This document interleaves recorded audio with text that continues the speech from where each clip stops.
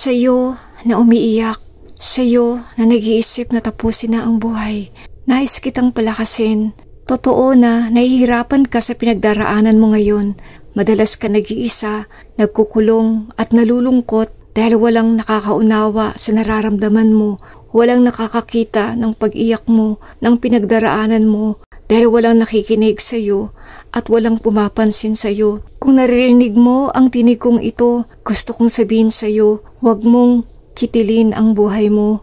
Huwag kang maglaslas ng pulso, huwag kang magpakamatay dahil hindi iyan ang solusyon sa pinagdaraanan mo, hindi ito ang sagot sa problema mo. Totoo na kapag nawala ka sa mundo, matatapos na ang paghihirap mo. Hindi mo na mararanasan pang umiyak, lumuha at masaktan. Humingi ng pagmamahal sa mga taong mahal mo. Pero alam mo ba na ang buhay mo ay hindi natatapos sa sementeryo? Dahil may karuktong pa ang buhay mo, meron pang buhay na walang hanggan. Ang namatay lang ay ang pisikal mong katawan.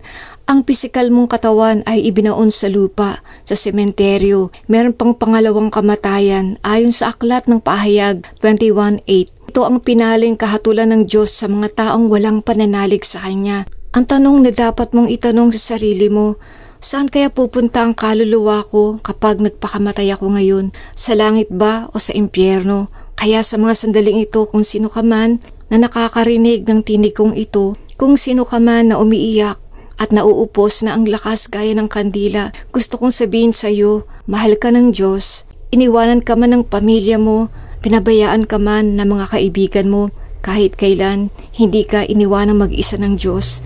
Tumingala ka lang at abutin mo ang kamay ng Diyos na matagal nang naghihintay sa iyo.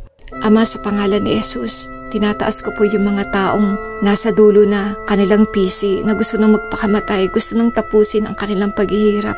Panginoon, ipadama mo sa kanila na mahal mo sila, yakapin mo sila sa mga sandaling ito. Ang iyong banal na Espiritu Santo, dalahin ko na magpadala ka ng mga tao na aabot sa kanila, uunawa sa kanila, magbibigay sa kanila ng kalakasan. Panginoon, salamat po sapagkat ang pag-ibig mo ay malalim, malawak, hindi nagbabago.